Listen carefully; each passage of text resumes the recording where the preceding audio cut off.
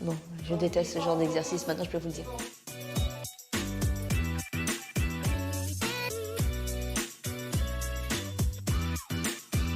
Je suis l'un des 24 conseillers administrateurs. Mes collègues m'ont élu à la présidence du conseil d'administration. En qualité de présidente, j'anime les réunions du conseil d'administration.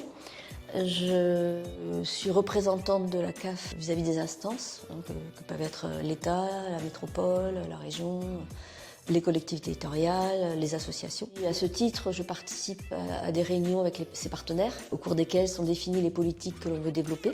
Généralement, ça finit par la signature d'une convention, mais bon, il faut dire, le travail est fait par le directeur et ses équipes.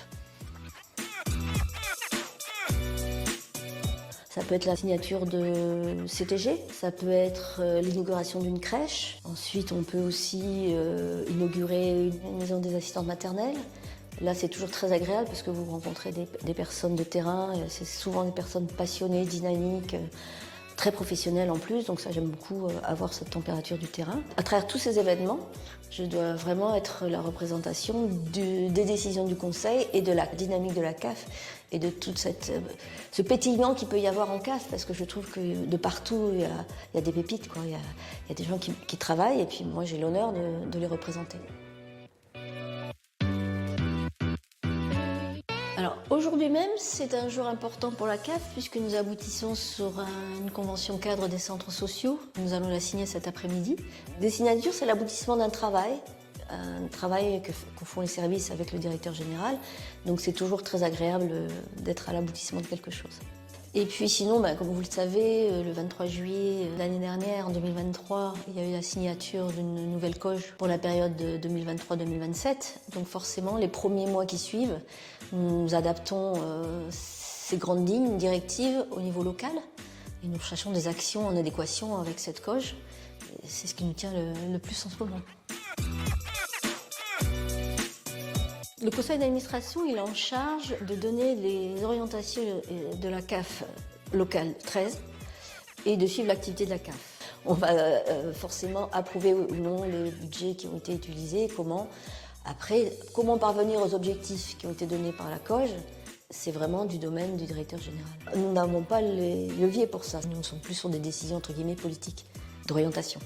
Tout ce qui concerne le personnel, l'interlocuteur naturel, c'est le directeur général. Moi, là-dessus, je n'interviens absolument pas. On peut en parler, on en parle facilement, mais je n'ai absolument aucun pouvoir de décision.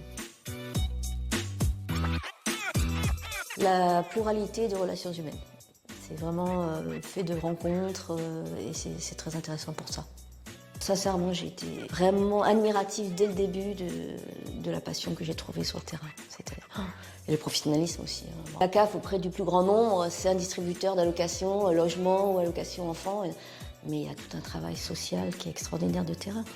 Et ça, il ne faut pas le perdre de vue.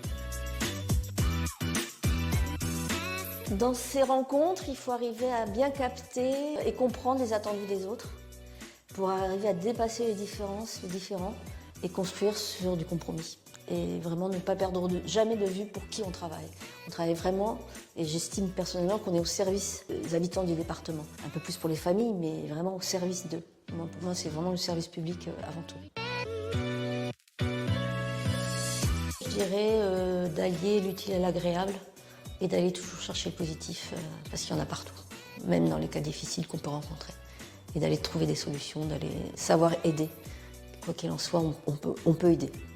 Chacun à sa petite échelle, mais on peut. Et ça, je pense que je sais faire ça.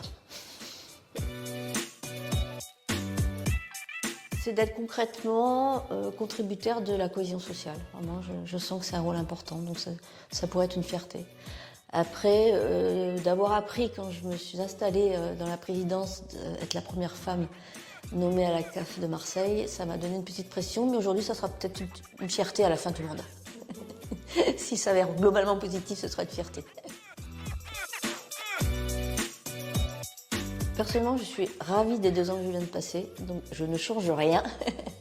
Bon, je vais aller remercier ceux qui ont pensé pour moi cette mission, et puis remercier ceux qui m'accompagnent pour que ça se passe bien au quotidien en CAF. Je suis vraiment ravie d'être en CAF avec vous. Comprendre pour agir. Sagesse maintenant. Juillet et août, je vous prends les deux. Papier, c'est pas bien, papier. Mais je me soigne.